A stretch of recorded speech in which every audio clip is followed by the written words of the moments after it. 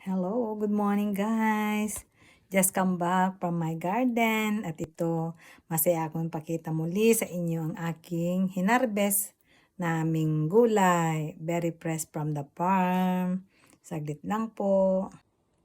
Yan, ito po. Ito po dahon po ng pechay bagyo po dahil po hindi namin mga ulam mabilis dahil medyo marami din po yung natanim. Yan po nagbulaklak pero hindi siya masayang yung bulaklak dahil maging ang bulaklak po ng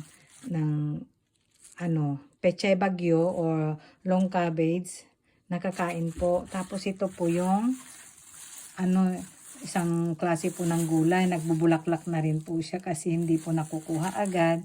Pero okay pa rin po siya kasi malambot. Igisa mo lang sa oyster sauce.